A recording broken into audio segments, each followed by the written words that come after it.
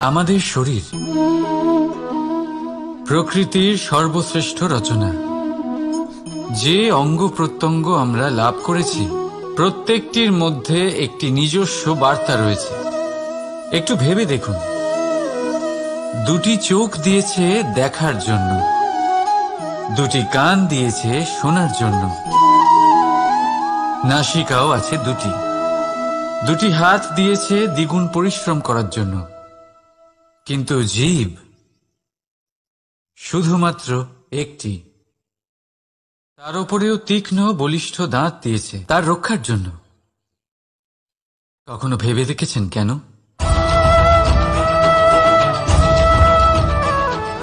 কারণ শব্দ আর শব্দের প্রয়োগ মানুষের সবচেয়ে বড় অস্ত্র, যার প্রয়োগ যত ভেবে চিন্তে করা যায় মানুষ তার জীবনে ততটাই উপরে উঠতে পারে। তাহলে মনে রাখুন, দেখুন, শুনুন আর বুঝুন বেশি, বলুন কম। রাধা রাধা। আমরা সকলে শক্তি অনুভব করতে চাই। এবার যদি আপনাকে জিজ্ঞেস করা হয় যে সবথেকে বেশি শক্তির অনুভব কোথা থেকে করা সম্ভব, তখন করতে চান, তাহলে তা পাবেন শুধু একতার দ্বারা, সংগঠনের দ্বারা। যদি আপনাকে উদাহরণ দিই, নিজের এই হাতটাকে দেখুন, 5টা আঙুল রয়েছে। কোনো একটা বস্তুকে নিজের একটা আঙুল দ্বারা তুলে ধরার চেষ্টা করে দেখুন, বড়ই কষ্ট হবে। তখন আপনি বুঝতে পারবেন যখন এই 5টি আঙুল একত্রিত হয় তখন কোনো কাজ কতটা সহজ হতে পারে। এটাই হলো শক্তি, একতার। সব থেকে ভালো উদাহরণ যদি আপনাকে দিই, তাহলে বাঁশি। এই বাঁশি থেকে অত্যন্ত মধুর সুর নির্গত হয় যা সবার মন প্রসন্ন করে দেয়। এই কথা সত্যি। কিন্তু এই বাঁশি আমি একটা বা দুটো আঙুল দিয়ে বাজাতে পারবো না। আমাকে প্রত্যেকটা আঙুল ব্যবহার করতেই হবে, তবেই এর থেকে মধুর সুর নির্গত হবে যা সকলকে প্রসন্ন করবে, ঠিক কিনা? ঠিক এইভাবেই যদি আপনি চান যে আপনার জীবনরূপী বাঁশি থেকেও মধুর সুর নির্গত হোক বা সবার মনকে প্রসন্ন করে তুলুক, তাহলে আপনাকেও জীবনে একতা নিয়ে আসতেই হবে। আপনি একাও কর্ম করতে পারেন, পথ চলতেও পারেন, সামনেও এগোতে পারেন, সাফল্যও লাভ করতে পারেন। কিন্তু যখন সকলে একসাথে এগোবেন, সেই পথে চলবেন, সেই কর্মই করবেন, তখন লক্ষ্যে অবশ্যই পৌঁছবেন, সাফল্য অবশ্যই লাভ করবেন। কিন্তু সেই সাফল্য এবং তার আনন্দর সংমিশ্রণটাই একটু অন্যরকম হবে। তাই জীবনে ঐক্যবদ্ধ হন, একসাথে মিলে এগোতে থাকুন, আর আমার সাথে ভালোবেসে বলুন রাধা রাধা।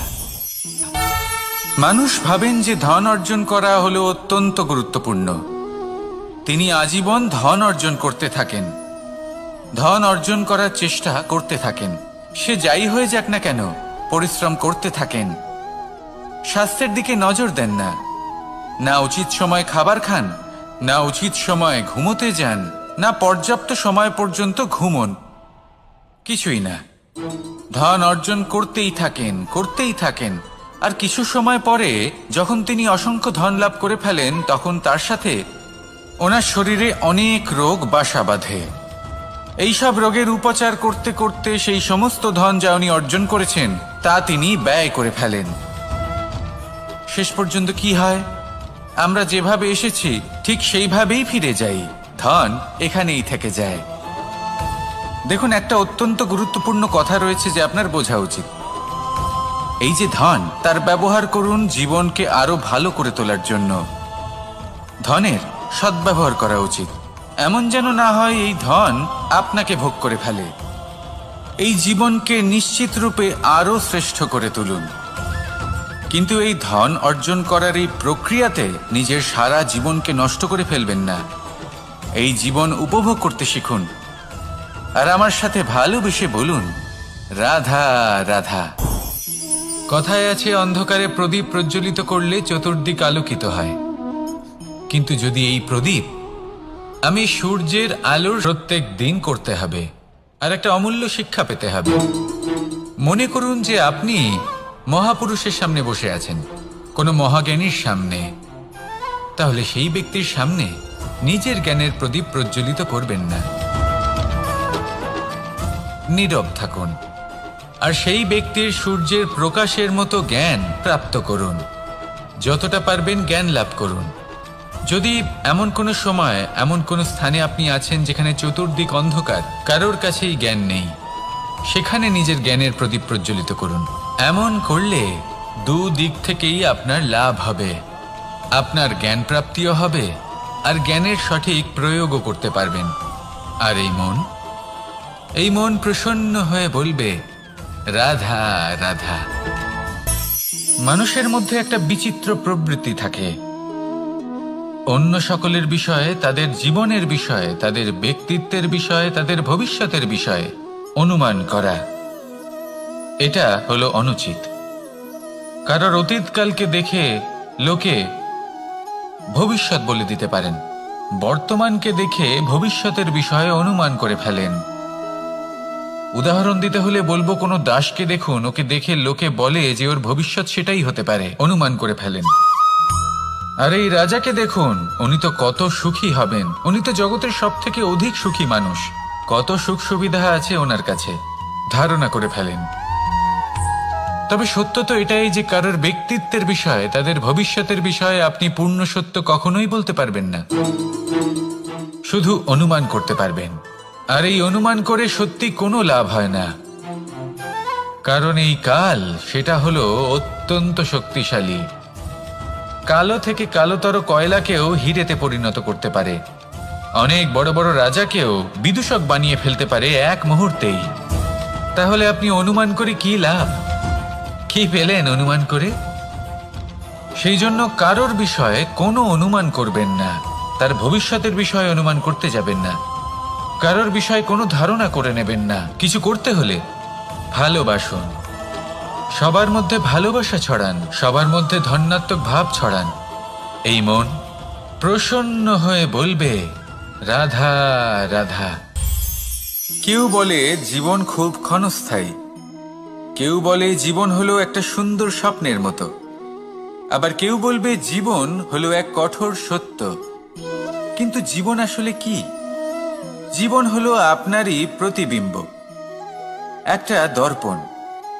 অর্থাৎ আপনি জীবনকে সেইভাবেই পাবেন যেরকম আপনি নিজেকে প্রতিপন্ন করবেন। যদি আপনি দর্পণের দিকে তাকিয়ে হাসেন, তাহলে আপনি সামনে হাসি মুখী দেখতে পাবেন। এবার যদি আপনি গম্ভীর হয়ে থাকেন, তাহলে আপনি একজন রুষ্ট ব্যক্তি দেখতে পাবেন। শেষে সবথেকে বেশি গুরুত্বপূর্ণ হলো আপনার চেষ্টা। আপনাকে সবসময় চেষ্টা করতে হবে যাতে আপনি নিজেকে প্রসন্ন এবং ইতিবাচক মনোভাবে রাখেন। এটা হলো আপনারই উত্তরদায়িত্ব, তাকে পালন করুন। এই মনকে প্রসন্ন রাখুন, এই সংসারকে সুন্দর বলে মনে হবে। আর এই মন প্রসন্ন হয়ে বলবে রাধা রাধা। মানুষের একটি সমস্যা আছে, এই তুলনা করার জন্য ওনারা দুঃখী হয়ে পড়েন, নিরাশ হয়ে পড়েন। তাই আমি একটা প্রশ্ন করছি যে এটা কি উচিত? এই সংসারে আপনি কি নিয়ে তুলনা করবেন, যেখানে সূর্যদেব চন্দ্রমা দুজনেই আছেন, দুজনেই হলেন বিশেষ, দুজনেই নিজ নিজ সময়ে উদিত হন। এদের মধ্যে একজন না থাকলে তাহলে আমাদের জীবন কঠিন হয়ে পড়বে। ঠিক সেইভাবেই আপনি যদি একটা বড় রেখা অঙ্কন করেন, তাহলে অন্য রেখাটি ছোট হয়ে পড়ে না, সে তেমনই থাকে যেমনটা সে ছিল। আপনার অস্তিত্ব কখনো ছোট বা বড় হতে পারে না, শুধু তুলনা করার জন্য আপনার এটা মনে হতে পারে। যদি আপনি যুদ্ধ করতে চান, আপনার তলোয়ারের প্রয়োজন পড়বে। যদি বস্ত্র তৈরি করতে চান, এত বড় তলোয়ার দিয়ে কিছুই হবে না, তখন প্রয়োজন পড়বে একটা ছোট্ট সূচের। তাই তুলনা করবেন না, না নিজেকে ছোট মনে করবেন, না অন্য কাউকে। সবার সাথে সহযোগিতা করুন, আর যদি তুলনা করতেই হয় নিজের সাথে করুন, যে কাল আমি কেমন ব্যক্তি ছিলাম, আজ কি তার থেকে শ্রেষ্ঠ হয়ে উঠতে পেরেছি। ভেবে দেখুন ভবিষ্যতে গিয়ে আপনি কতটা শ্রেষ্ঠ ব্যক্তি হতে পারেন। আসুন আমার সাথে ভালোবেসে বলুন রাধা রাধা। এই সংসারের সব থেকে গুরুত্বপূর্ণ তত্ত্ব কোনটা? প্রথম হলো সময়। জন্ম থেকে মৃত্যু পর্যন্ত এই যে সময়, এটাই তো হলো জীবন। দ্বিতীয় হলো জীবন, যাতে আমরা সময়ের সদ্ব্যবহার করি, শ্রেষ্ঠ থেকে শ্রেষ্ঠতর কাজ করার চেষ্টা করি। বহু বছরের এই পরম্পরা, এই সংস্কৃতিকে এগিয়ে নিয়ে যাওয়ার চেষ্টা করি। এই সংসারে আমরা অংশগ্রহণ করতে চেষ্টা করি। তৃতীয় হলো ধন। সেই ধন যা প্রত্যেক ব্যক্তি অর্জন করতে চেষ্টা করেন। এবার এই তিনটি তত্ত্বের মধ্যে একটা সামঞ্জস্য আছে, সমান ব্যাপার আছে। সে ধনই হোক বা সময় হোক বা হোক জীবন।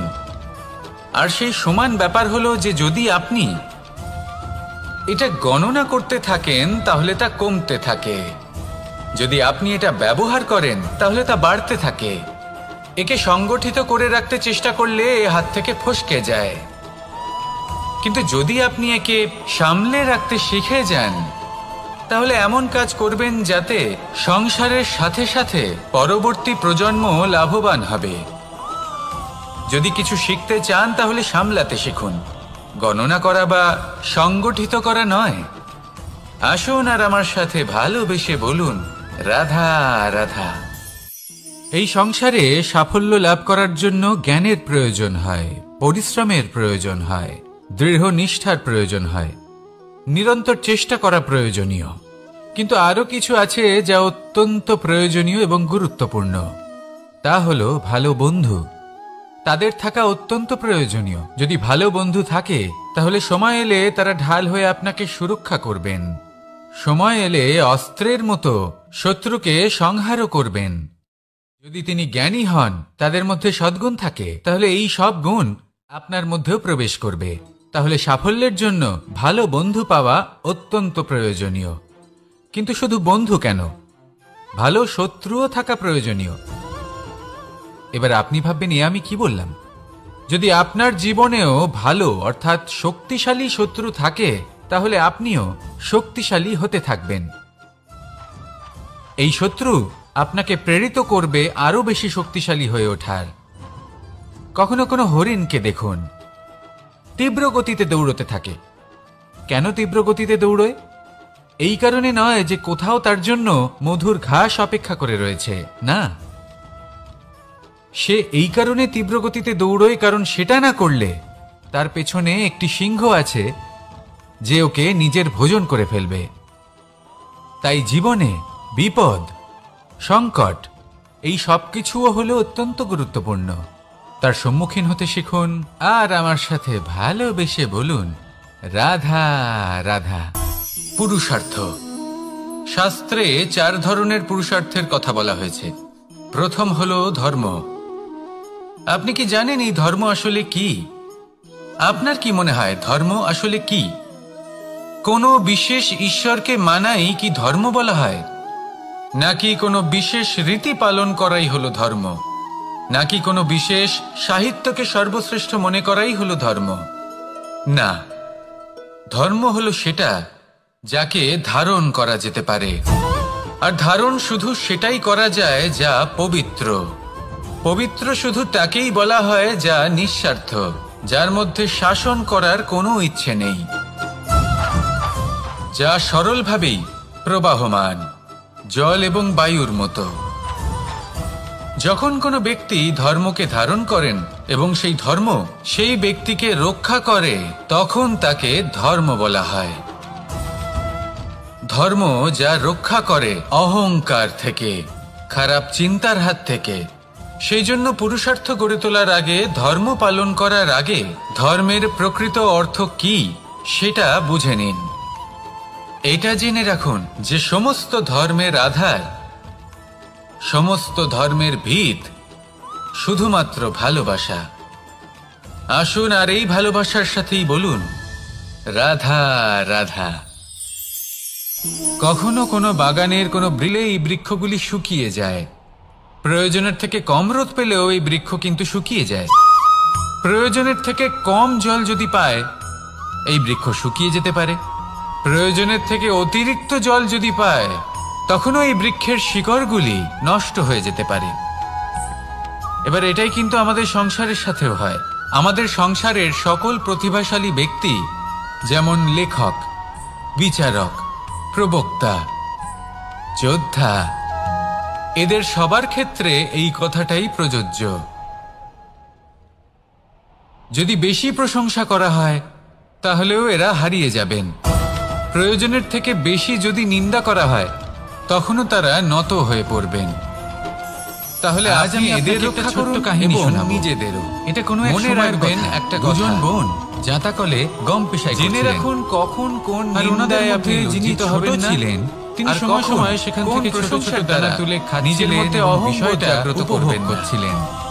এবার দেখতে দেখতে গম পেশাই সমাপ্ত হয়ে বলবে, এবার পেশাই করা গম নিয়ে সেই দুজন বোন বাড়ি ফিরে আসছিলেন এবং তাদের ফেরার পথে হঠাৎ করে কোথাও থেকে একটি বাছুর চলে এলো। এই দুই বোন ভয়ভীত হয়ে গেলেন আর তাদের হাত থেকে সেই আটা পড়ে গেল, মাটিতে মিশে গেল। এবার এই পুরো ঘটনাক্রমে যদি কারোর বিন্দুমাত্র লাভ হয়ে থাকে, বিন্দুমাত্র আনন্দ পেয়ে থাকে, তাহলে সে কে? সেই ছোট বোন, যিনি মাঝে মাঝেই গমের দানা তুলছিলেন এবং খাচ্ছিলেন। কিছুটা হলেও উনি আনন্দ লাভ করেছিলেন। এরকমই হলো আমাদের জীবনে ভক্তি এবং ভালোবাসা সংক্রান্ত বিষয়ে। মানুষ নিজের জীবনের দৈনিক কাজে এতটাই ব্যস্ত হয়ে পড়েন, প্রত্যেকদিন শুধু কাজ কাজ কাজ কাজ করতে থাকেন, আর তাতে ভক্তি এবং ভালোবাসার জন্য সময় বার করতেই পারেন না। দেখুন, জীবনে ভক্তি আর প্রেমের এই যে ছোট ছোট মুহূর্ত আছে, এগুলো যদি আপনি যাপন করতে পারেন তাহলে তাতেই আপনি তৃপ্তি লাভ করবেন। বাকি সবই আপনার ব্যর্থ বলেই মনে হবে। জীবনে যখনই আপনি কোনো কাজ করবেন, ঈশ্বরের প্রতি সমর্পিত হয়ে সেই কাজ করুন। আর যখনই সময় পাবেন, তাহলে সেই সময় নিজের আপনজনদের দিন, যাদের আপনি ভালোবাসেন। তাদের প্রতি যত্নবান হন, তাদের শুভাকাঙ্ক্ষী হন। এই প্রেম আর ভক্তির ছোট ছোট মুহূর্তগুলো আপনার জীবনকে চরিতার্থ করে তুলবে। আসুন আমার সাথে ভালোবেসে বলুন, রাধা রাধা। আমরা সবাই সূর্যকে সম্মান করি, ওনাকে শ্রদ্ধা করি, ওনাকে পুজো করি। এই সূর্য আমাদের শক্তি প্রদান করেন, প্রকাশ প্রদান করেন। কখনো কখনো উষ্ণতা এতটাই বাড়িয়ে তোলেন, এতটাই তপ্ত করে তোলেন, আমাদের একথা মনে হয় যে আমাদের এই শরীর জ্বলে যাচ্ছে। তখনও আমরা বিরোধিতা করি না, তাকে কটু কথা শোনাই না। আমরা সসম্মানে তা গ্রহণ করি। কেন কেন করি? কারণ আমরা জানি যে সন্ধেবেলা যখন সূর্যাস্ত হবে, তখন শুধুমাত্র অন্ধকার বাকি থাকবে। ঠিক কিছুটা এরকমই হয় আমাদের মাতা পিতাও, যিনি আমাদের জন্ম দেন, আমাদের ভরণ পোষণ করেন, আমাদের বড় করেন, আমাদের প্রেম প্রদান করেন। কখনো কখনো তাদের মুখ থেকে কটু কথা নিঃসৃত হয়, আমাদের দুঃখ হয়, কিন্তু তখন আমাদের এটা বোঝা উচিত এগুলি নিঃসৃত হচ্ছে আমাদেরই মঙ্গলের জন্য। যেমন সূর্যদেব, উনিও উত্তাপ দিয়ে থাকেন আমাদেরই মঙ্গলের জন্য, যাতে ফসল পাকতে পারে, যাতে জল বাষ্প হয়ে মেঘ হতে পারে, বৃষ্টি হতে পারে, আর এই সংসারে নিরন্তর জলের প্রবাহ থাকে। আমাদের মাতা পিতা, তাদের কঠোর আচরণ, তাদের কঠোর অনুশাসনের পেছনে লুকিয়ে থাকে ওনাদের ভালোবাসা। আমাদের তা বুঝতে হবে, সসম্মানে ওনাদের গ্রহণ করতে হবে। কারণ ঠিক সূর্যাস্তের পরে যেমন চতুর্দিক অন্ধকারচ্ছন্ন হয়ে যায়, তেমনি আমাদের জীবন থেকে যখন আমাদের মাতা পিতা চলে যায়, তখন আমাদের জীবনেও শুধু এবং শুধুমাত্র অন্ধকারই ছেয়ে থাকে। সেই জন্য নিজের মাতা পিতাকে সম্মান করুন, ওনাদের ভালোবাসা প্রদান করুন। এই মন আর এই জীবন প্রসন্ন হয়ে বলবে, রাধা রাধা। শিশিরের বিন্দু পাতার ওপর পড়ে আর তার গায়ে লেগে থাকে। পাতা তাকে শুষে নিতে পারে না, আর শেষ পর্যন্ত সে ঝরে পড়ে যায়। অন্যদিকে রয়েছে মেঘ এবং চাতক। এদের মধ্যে অনেক দূরত্ব থাকে। মেঘ থাকে আকাশে আর চাতক থাকে ধরিত্রীতে। কিন্তু যখন এই মেঘ থেকে বৃষ্টি ঝরে পড়ে, এই চাতক কিন্তু সেই জলই পান করে, নয়তো সে তৃষ্ণার্ত থেকে যায়। এবার অন্যদিকে দেখলাম শিশির বিন্দু আর পাতার এই সম্পর্ক। এরা খুব কাছাকাছি থাকে, ঘনিষ্ঠও থাকে। অন্যদিকে রয়েছে মেঘ এবং চাতকের সম্পর্ক, যাদের মধ্যে অনেক দূরত্ব থাকা সত্ত্বেও তারা খুব ঘনিষ্ঠ, তাই না? এই সারমর্ম খুব সরল। এই নৈকট্য, এই দূরত্ব, তা আপনার সম্পর্কে প্রভাব কিছুতেই ফেলতে পারে না। এই নৈকট্য, এই দূরত্ব, এইসব হলো শুধুমাত্র মনের ব্যাপার। কখনো আপনি অনুভব করেছেন আপনি কারোর থেকে অনেক অনেক দূরে আছেন, অনেক দূরে আছেন, তাও সেই ব্যক্তির প্রতি আপনি টান অনুভব করেন। সেখানে আপনি কারোর সাথে প্রত্যেক দিন অতিবাহিত করেন, সমস্ত জীবন অতিবাহিত করেন, সব থেকে বেশি সময় তার সাথে অতিবাহিত করেন, তাও তার প্রতি সেই টান অনুভব করেন না। এই সংকেত হলো মনের দূরত্বের। তাহলে মনের এই দূরত্ব দূর করুন আর আমার সাথে ভালোবেসে বলুন, রাধা রাধা। পাখি কখন জন্ম নেয়, কখন উড়তে শেখে, কখন বাসা বানাতে শেখে, কখন নিজের মৃত্যু লাভ করে, এসব আমাদের মধ্যে কেউ জানি না। কিন্তু পাখি একটা কথা খুব ভালো করে জানে, যে এই সংসারেও যা কিছুই করুক না কেন, এই সংসারের ওকে নিয়ে কিচ্ছু যায় আসে না। এবার আমরা কি করি? কোনো কাজ করার আগে আমরা এটা ভাবি যে এই সংসার যদি আমাকে দেখে ফেলে তাহলে কে জানে এই সংসার কি ভাববে, আমার প্রতিচ্ছবি কেমন তৈরি হবে কে জানে, কে জানে কি হবে আদি ইত্যাদি। এই সব ভাবনায় আমরা মগ্ন হয়ে যাই। কিছুটা এমন ভাবে মগ্ন হই যে বর্তমানের কর্মের এই জীবনের যাত্রাপথে সেই সময়ের আনন্দ উপভোগ করতে ভুলে যাই। এবার দেখুন একটা পাখি কি করে, ওর কর্ম হলো গান গেয়ে চলা। ওই পাখি গেয়ে চলে, কেউ ওর গান শুনুক বা না শুনুক, কেউ আদৌ শুনছে কিনা সেই বিষয়টা নিয়ে সেই পাখির কিছুই যায় আসে না। সেই পাখি নিজের কর্ম করতে থাকে। হয়তো সেই জন্যই আপনি কখনো কোনো পাখিকে কাঁদতে দেখবেন না। এরকমই আপনাকে নিজেকে গড়ে তুলতে হবে। প্রথমে নিজেকে জিজ্ঞেস করুন, এই যে কর্ম আমি করতে চলেছি সেটা কি উচিত?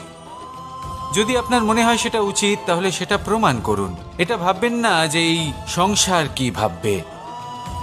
আসুন আর আমার সাথে ভালোবেসে বলুন, রাধা রাধা।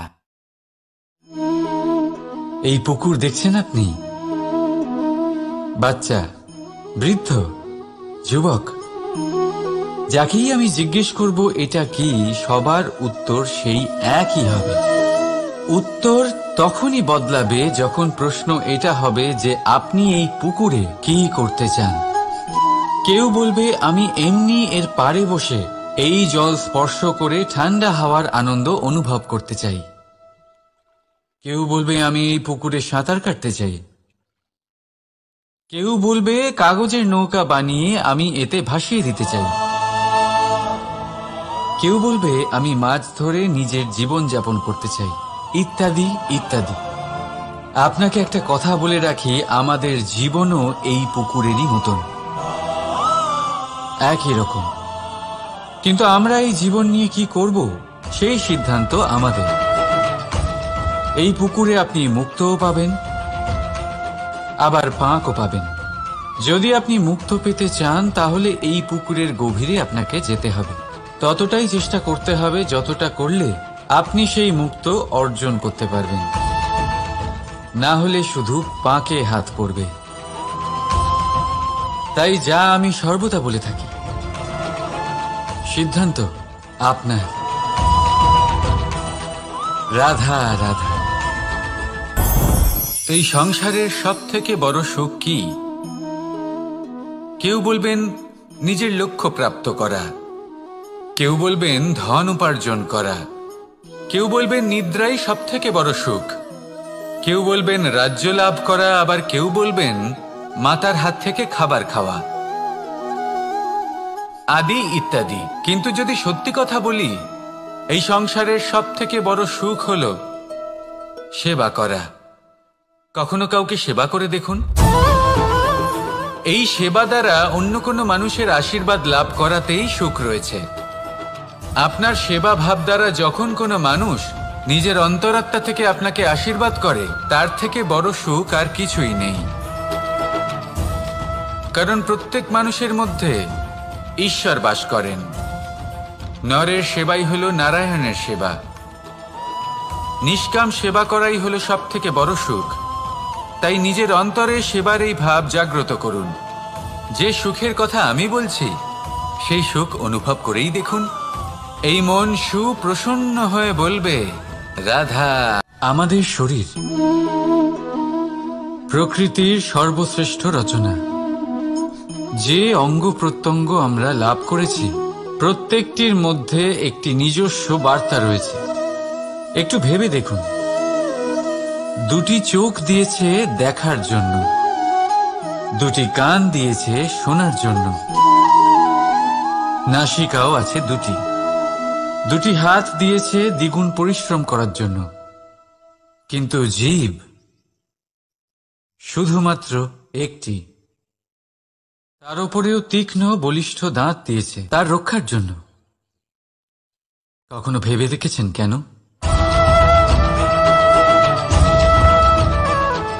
কারণ শব্দ আর শব্দের প্রয়োগ মানুষের সবচেয়ে বড় অস্ত্র, যার প্রয়োগ যত ভেবেচিন্তে করা যায় মানুষ তার জীবনে ততটাই উপরে উঠতে পারে।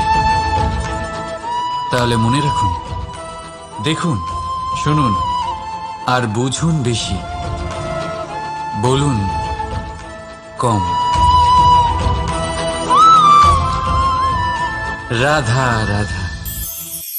আমরা সকলে শক্তি অনুভব করতে চাই। অনুভব অবশ্যই করতে পারেন, কিন্তু সবথেকে বেশি শক্তির অনুভব যদি আপনি করতে চান তাহলে তা পাবেন শুধু একতার দ্বারা, সংগঠনের দ্বারা।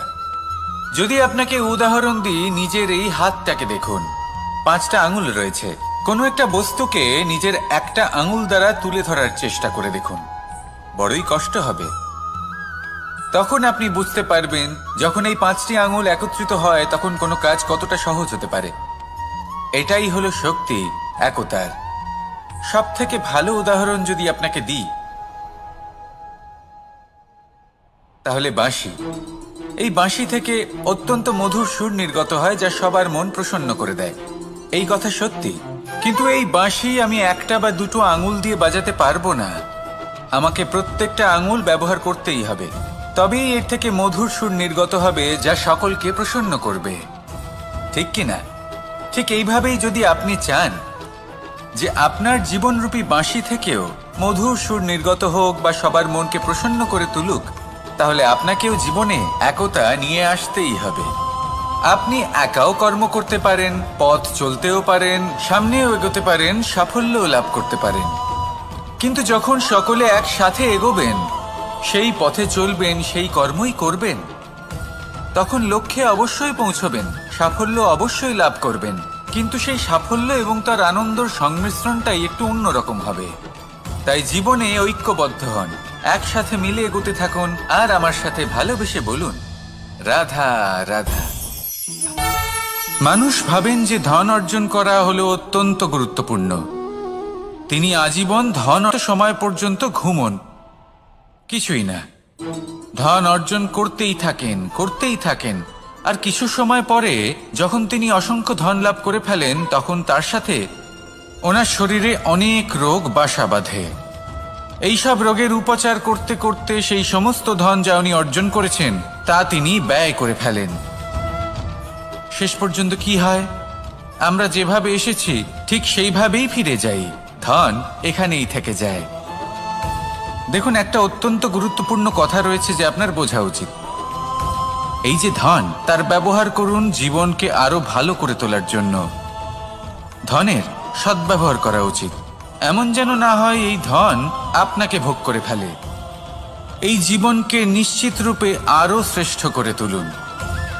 কিন্তু এই ধন অর্জন করার এই প্রক্রিয়াতে নিজের সারা জীবনকে নষ্ট করে ফেলবেন না।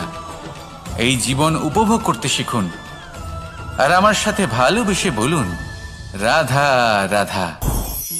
কথায় আছে, অন্ধকারে প্রদীপ প্রজ্বলিত করলে চতুর্দিক আলোকিত হয়।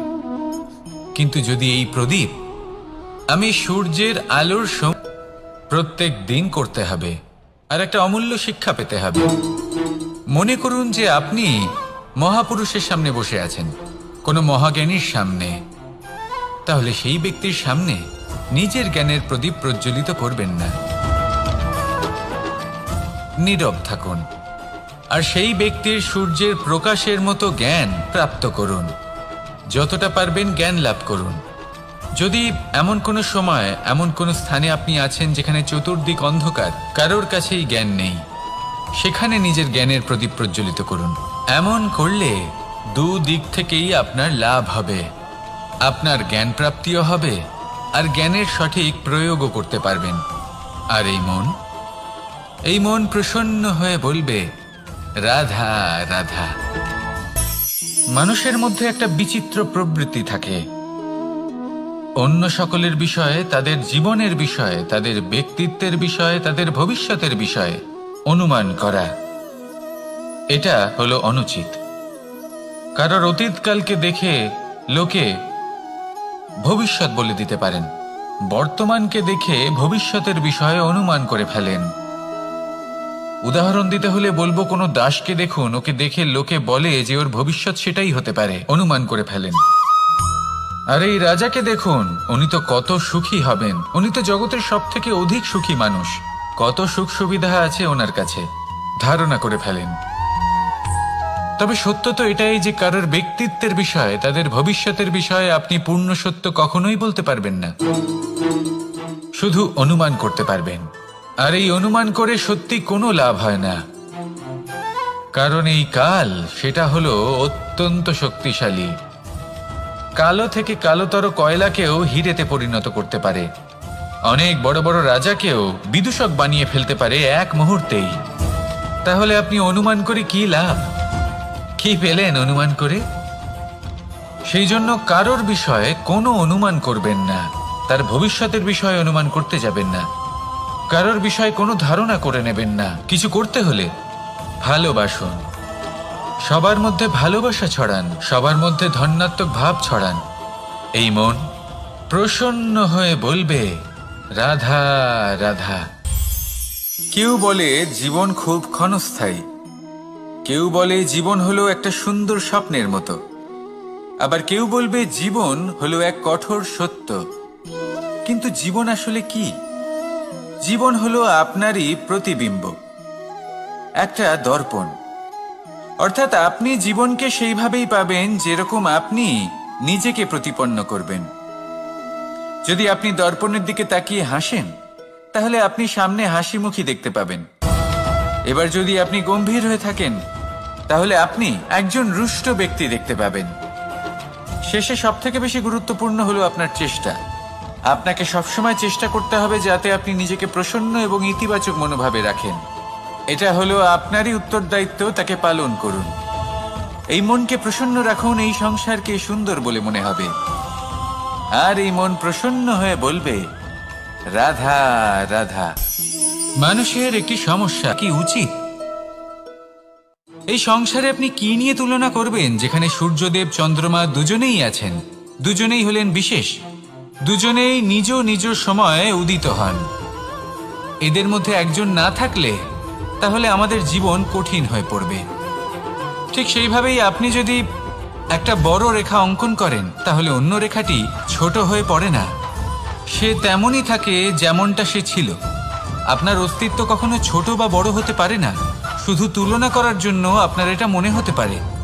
যদি আপনি যুদ্ধ করতে চান, আপনার তলোয়ারের প্রয়োজন পড়বে। যদি বস্ত্র তৈরি করতে চান, এত বড় তলোয়ার দিয়ে কিছুই হবে না, তখন প্রয়োজন পড়বে একটা ছোট্ট সূচের। তাই তুলনা করবেন না, না নিজেকে ছোট মনে করবেন, না অন্য কাউকে। সবার সাথে সহযোগিতা করুন, আর যদি তুলনা করতেই হয় নিজের সাথে করুন, যে কাল আমি কেমন ব্যক্তি ছিলাম, আজ কি তার থেকে শ্রেষ্ঠ হয়ে উঠতে পেরেছি। ভেবে দেখুন ভবিষ্যতে গিয়ে আপনি কতটা শ্রেষ্ঠ ব্যক্তি হতে পারেন। আসুন আমার সাথে ভালোবেসে বলুন রাধা রাধা। এই সংসারের সব থেকে গুরুত্বপূর্ণ তত্ত্ব কোনটা? প্রথম হলো সময়। জন্ম থেকে মৃত্যু পর্যন্ত এই যে সময়, এটাই তো হলো জীবন। দ্বিতীয় হলো জীবন, যাতে আমরা সময়ের সদ্ব্যবহার করি, শ্রেষ্ঠ থেকে শ্রেষ্ঠতর কাজ করার চেষ্টা করি। বহু বছরের এই পরম্পরা, এই সংস্কৃতিকে এগিয়ে নিয়ে যাওয়ার চেষ্টা করি। এই সংসারে আমরা অংশগ্রহণ করতে চেষ্টা করি। তৃতীয় হলো ধন, সেই ধন যা প্রত্যেক ব্যক্তি অর্জন করতে চেষ্টা করেন। এবার এই তিনটি তত্ত্বের মধ্যে একটা সামঞ্জস্য আছে, সমান ব্যাপার আছে, সে ধনই হোক বা সময় হোক বা হোক জীবন। আর সেই সমান ব্যাপার হলো যে যদি আপনি এটা গণনা করতে থাকেন, তাহলে তা কমতে থাকে। যদি আপনি এটা ব্যবহার করেন, তাহলে তা বাড়তে থাকে। একে সংগঠিত করে রাখতে চেষ্টা করলে এ হাত থেকে ফসকে যায়। কিন্তু যদি আপনি একে সামলে রাখতে শিখে যান, তাহলে এমন কাজ করবেন যাতে সংসারের সাথে সাথে পরবর্তী প্রজন্ম লাভবান হবে। যদি কিছু শিখতে চান তাহলে সামলাতে শিখুন, গণনা করা বা সংগঠিত করা নয়। আসুন আর আমার সাথে ভালোবেসে বলুন, রাধা রাধা। এই সংসারে সাফল্য লাভ করার জন্য জ্ঞানের প্রয়োজন হয়, পরিশ্রমের প্রয়োজন হয়, দৃঢ় নিষ্ঠার প্রয়োজন হয়, নিরন্তর চেষ্টা করা প্রয়োজনীয়। কিন্তু আরো কিছু আছে যা অত্যন্ত প্রয়োজনীয় এবং গুরুত্বপূর্ণ। তা হলো ভালো বন্ধু। তাদের থাকা অত্যন্ত প্রয়োজনীয়। যদি ভালো বন্ধু থাকে তাহলে সময় এলে তারা ঢাল হয়ে আপনাকে সুরক্ষা করবেন। সময় এলে অস্ত্রের মতো শত্রুকে সংহারও করবেন। যদি তিনি জ্ঞানী হন, তাদের মধ্যে সদ্গুণ থাকে, তাহলে এই সব গুণ আপনার মধ্যেও প্রবেশ করবে। তাহলে সাফল্যের জন্য ভালো বন্ধু পাওয়া অত্যন্ত প্রয়োজনীয়। কিন্তু শুধু বন্ধু কেন, ভালো শত্রুও থাকা প্রয়োজনীয়। এবার আপনি ভাববেন, এ আমি কি বললাম? যদি আপনার জীবনেও ভালো অর্থাৎ শক্তিশালী শত্রু থাকে, তাহলে আপনিও শক্তিশালী হতে থাকবেন। এই শত্রু আপনাকে প্রেরিত করবে আরো বেশি শক্তিশালী হয়ে ওঠার। কখনো কোনো হরিণকে দেখুন, তীব্র গতিতে দৌড়তে থাকে। কেন তীব্র গতিতে দৌড়য়? এই কারণে নয় যে কোথাও তার জন্য মধুর ঘাস অপেক্ষা করে রয়েছে, না। সে এই কারণে তীব্র গতিতে দৌড়য় কারণ সেটা না করলে তার পেছনে একটি সিংহ আছে যে ওকে নিজের ভোজন করে ফেলবে। তাই জীবনে বিপদ, সংকট, এই সব কিছুও হলো অত্যন্ত গুরুত্বপূর্ণ। তার সম্মুখীন হতে শিখুন আর আমার সাথে ভালোবেসে বলুন, রাধা।